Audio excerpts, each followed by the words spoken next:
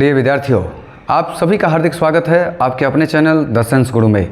मैं संजय कुमार पुनः आपके बीच उपस्थित हूँ बिहार बोर्ड के वर्ग 12वीं से संबंधित हिंदी विषय के काव्यखंड को लेकर के।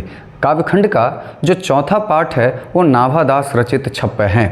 आज के इस वीडियो में हम नाभादास जी के जीवन परिचय का एक संपूर्ण विवरण आप सबों के समक्ष प्रस्तुत करने जा रहे हैं, जो बोर्ड एग्जाम के दृष्टिकोण से काफ़ी उपयोगी और महत्वपूर्ण साबित होने वाला है आप सभी के लिए। तो मेरा एक विशेष आग्रह है आप सभी से कि मेरे इस वीडियो के साथ आप अंत तक बने रहें ताकि ज़्यादा से ज़्यादा आप लाभान्वित हो सके।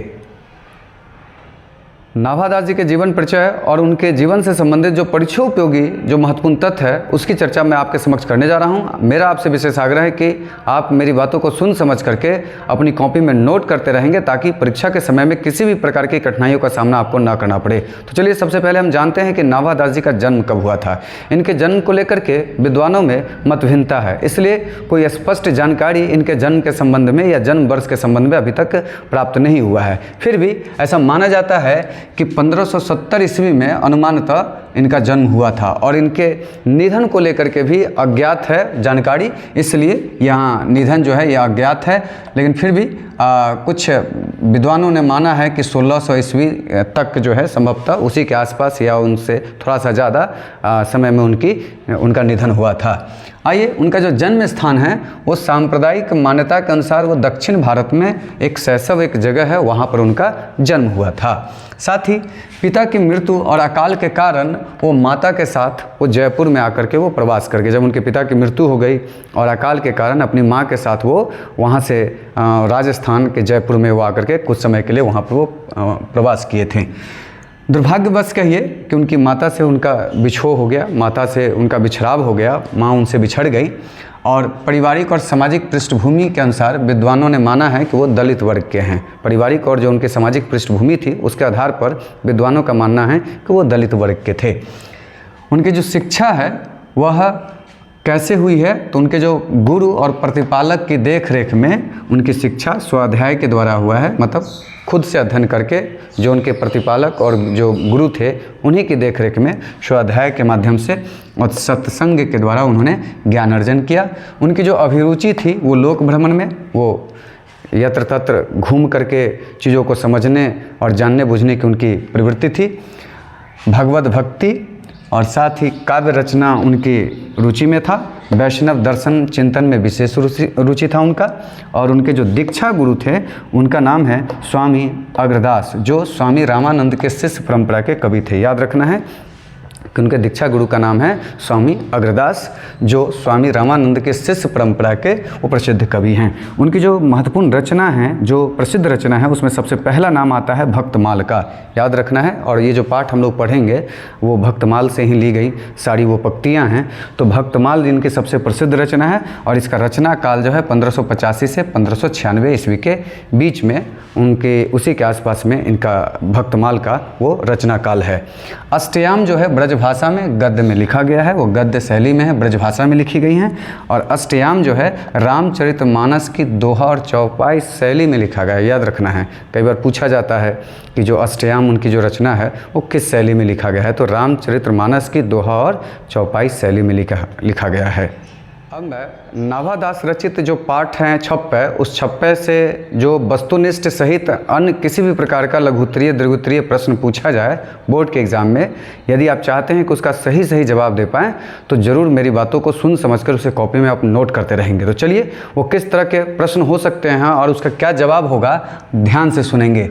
अगर आपसे पूछा जाए कि नाभादास कैसे कवि थे या नाभादास थे, ऐसा आपसे प्रश्न पूछा जाए तो उसका जवाब होगा कि नाभादास शगुनोपासक राम भक्त थे। ध्यान देना है, जो नाभादास थे शगुनोपासक राम भक्त थे। दूसरे जो प्रश्न हो इस तरह से हो सकते हैं कि नाभादास जो हैं वह किसके समकालीन कवि थे, तो नाभादास गोस्वामी तुलसीदास जी के समकालीन कवि थे। साथ ही ऐसा भी प्रश्न पूछा जा सकता है कि नाभादास किस संप्रदाय में दीक्षित हुए थे। नाभादास किस संप्रदाय में दीक्षित हुए थे, तो उसका जवाब होगा कि नाभादास वैष्णव संप्रदाय में दीक्षित हुए थे। साथ ही नाभादास जी की एक बहुत ही प्रसिद्ध रचना है जिसका नाम है भक्तमाल, उससे संबंधित क्या प्रश्न हो सकता है उसे ध्यान देंगे। उनकी जो प्रसिद्ध कृति है भक्तमाल, भक्त कवि नाभादास के शील, सोच और मानस का निर्मल दर्पण है। पूछा जा सकता है कि भक्तमाल नाभादास जी की जो रचना है वो डैश डैश डैश का दर्पण है या क्या है। तो ये ध्यान रखना है कि नाभादास रचित जो भक्तमाल है वो भक्त कवि नाभादास के शील, सोच, मानस का निर्मल दर्पण है। ध्यान रखना है, नोट कर लेंगे आप। पुनः एक प्रश्न हो सकता है कि वो कैसे वैष्णव थे, नाभादास कैसे वैष्णव थे। तो नाभादास भावुक, सहृदय, विवेक संपन्न, सच्चे वैष्णव थे, ये नोट कर लेंगे।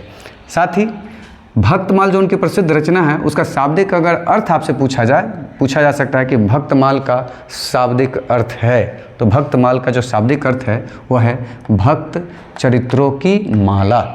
याद रखना है, भक्त चरित्रों की माला। भक्तमाल का जो शाब्दिक अर्थ है वो भक्त चरित्रों की माला है। नाभादास एक विरक्त जीवन जीने वाले संत थे। ऐसे प्रश्न हो सकते हैं कि नाभादास डैश संत थे। तो नाभादास कैसे संत थे? विरक्त जीवन जीने वाले संत थे। भक्तमाल में नाभादास के पूर्ववर्ती और समवर्ती वैष्णव भक्तों के चरित्र का वर्णन है। तो ये पूछा जाता है एग्जाम में कि जो उनकी रचना है जो भक्तमाल, वो नाभादास के किस तरह के भक्तों के चरित्र का वर्णन है। तो नाभादास के पूर्ववर्ती मतलब उनके पहले का, और समवर्ती का मतलब उनके समकक्षी जो है वैष्णव भक्त हैं, उनके चरित्र का वर्णन आपको भक्तमाल में मिलेगा। जो भक्तमाल है 56 छंद में निबद्ध है। याद रखना है, पूछा जाता है कि भक्तमाल किस छंद में निबद्ध है। तो भक्तमाल जो है वो 56 छंद में निबद्ध है। 56 क्या होता है? इनकी जो रचना है नाभादास जी की, वो पूछा जा सकता है कि 56 क्या होता है। तो 56 के संदर्भ में ध्यान रखना है, 56 एक छंद है, 56 डैश है, तो 56 एक छंद है। उसमें कितनी पंक्तियाँ होती हैं 56 में? तो 6 पंक्तियाँ होती हैं, और वो पंक्तियाँ जो होती हैं गे होती हैं। गे पद कहने मतलब जिसे गाया जा सकता है। तो 56 एक छंद है जिसमें 6 पंक्तियाँ होती हैं, और वो सभी पंक्तियाँ जो होते हैं, सभी पद जो होते हैं गे हैं, अर्थात जिसे गाया जा सकता है, सुर दिया जा सकता है।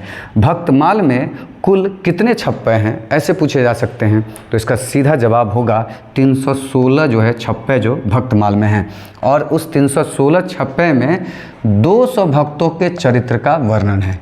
तो ये भी बहुत महत्वपूर्ण तथ्य है, पूछा जा सकता है कि भक्तमाल में कितने छप्पे हैं। तो 316, और उसमें कितने भक्तों के चरित्र का वर्णन है। तो 200 भक्तों के चरित्र का वर्णन है। साथ ही भक्तमाल नाभादास की रचना है।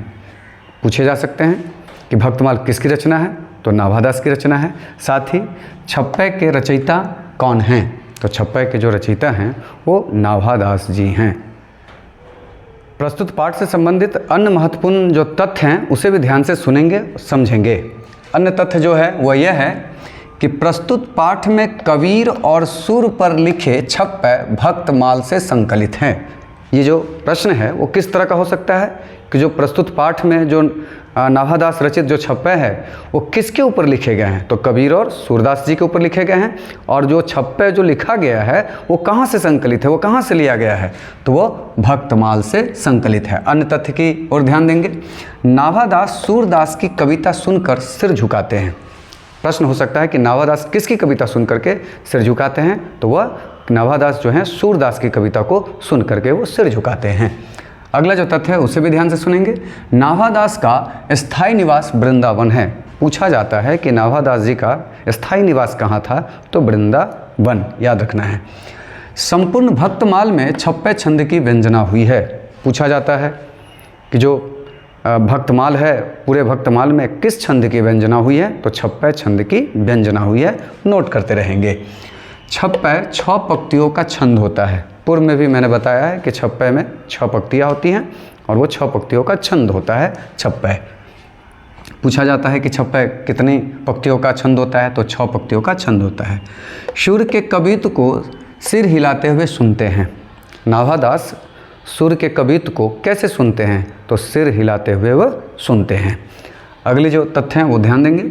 सुर कवित्व सुनी कौन, कवि में कौन सा अलंकार है। ये जो पद है ये पंक्ति है क्या कि सुर कवित्व सुनी कौन, कवि में, इसमें कौन सा अलंकार है पूछा जाएगा। तो ये अनुप्रास अलंकार है।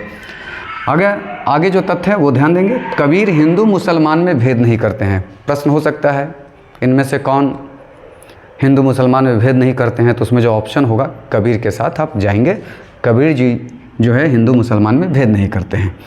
कबीर के छप्पे में नाभादास ने जाति पाति और वर्णाश्रम का खंडन किया है।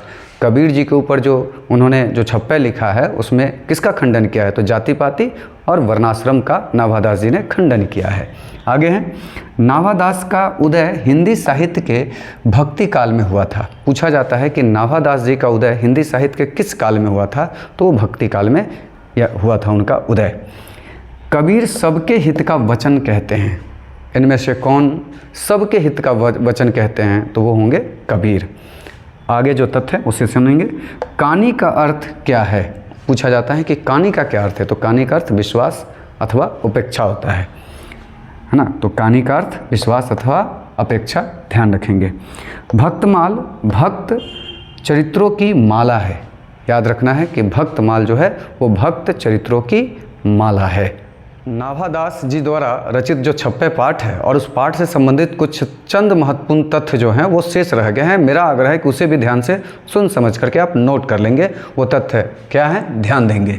अगर आपसे पूछा जाए कि नाभादास जी के दीक्षा गुरु कौन थे, तो याद रखना है स्वामी अग्रदास अग्र अली। कहीं कहीं पर आपको अग्रदास मिलेगा और कहीं पर अग्र अली मिलेगा, तो कन्फ्यूज नहीं होंगे। उनके दीक्षा गुरु का नाम है स्वामी अग्रदास या अग्र अली।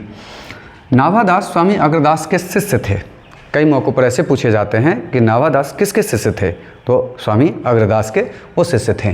साथ ही उनकी रचना का क्षेत्र पूछा जा सकता है कि नाभादास जी के रचना का क्षेत्र कौन सा है, वो कहाँ रह करके वो रचना करते थे? तो याद रखना है वो वृंदावन जो है उनकी रचना का क्षेत्र है।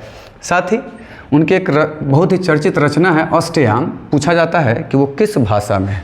तो याद रखना है कि उनकी जो अष्टयाम जो है वो ब्रज भाषा में है और गद्य शैली में वो लिखा गया। ब्रज भाषा और गद्य शैली में वो लिखा गया है। सूर की भक्ति शक्य भाव की थी। तो उन्होंने जो छप्पे में जो सूर्य जी के ऊपर जो उन्होंने पंक्ति लिखा है, छप्पे लिखा है, वह किस भाव की थी? ऐसे प्रश्न पूछे जा सकते हैं। तो वो किस भाव से उन्होंने उनकी भक्ति की है? तो सख्य भाव से। सख्य का मतलब मित्र के रूप में उन्होंने सूरदास जी को वो समझा है, मित्र के रूप में उनकी भक्ति की है।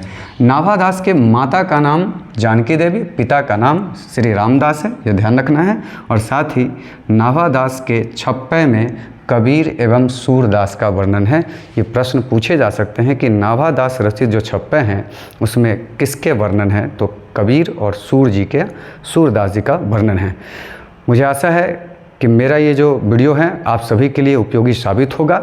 अगर मेरा ये वीडियो आप सभी के लिए उपयोगी जान पड़ता है तो आप अपने मित्रों के साथ, दोस्तों के साथ, अपने सहपाठियों के साथ इसे शेयर करिए, लाइक करिए, सब्सक्राइब करिए, ताकि मैं पुनः उत्साहित होकर के अगले इस भाग का जो दूसरा हिस्सा है इस पाठ का, उसको लेकर के यथाशीघ्र मैं आपके बीच उपस्थित होऊंगा।